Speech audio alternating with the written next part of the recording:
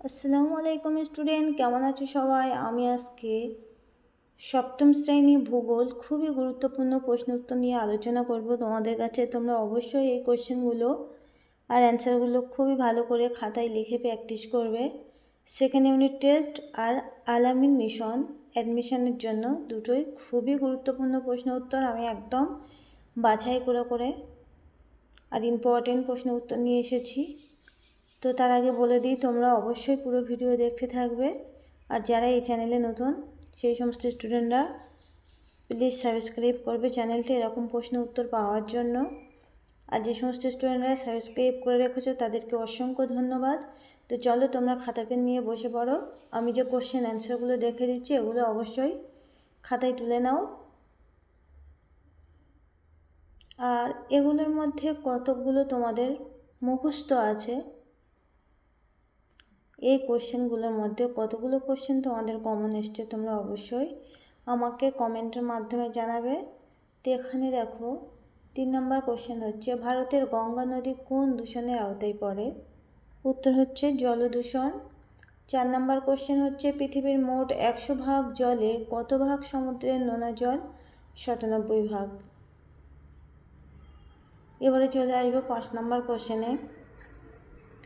Number 5 question হলো,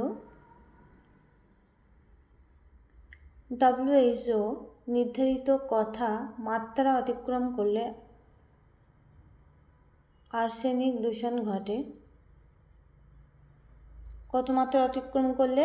0.05 milligram বা litre অতিক্রম করলে আর্সেনিক দূষণ ঘটে। 6 নম্বর কোশ্চেন হচ্ছে, ভারতে কোন কাজের জন্য স্বাদু জল সবচেয়ে বেশি গুরুত্বপূর্ণ? উত্তর হচ্ছে কৃষিকাজ।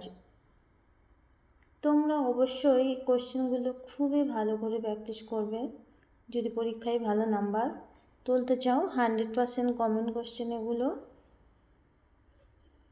আমাকে অনেকে কমেন্ট করছো যে অনলাইনে ক্লাস করার জন্য কিভাবে কন্ট্যাক্ট করব। তো আমি সেই সমস্ত স্টুডেন্টদেরকেই বলছি, তোমরা আমার অন্য ভিডিওয় দেখো, কন্ট্যাক্ট নাম্বার দেওয়া আছে, সেই ভিডিওটা অবশ্যই ফলো করে নাম্বারে SMS করবে। কেউ যেন কল করবে না, আমি আবারও বলছি, সেই নাম্বারটাতে SMS করবে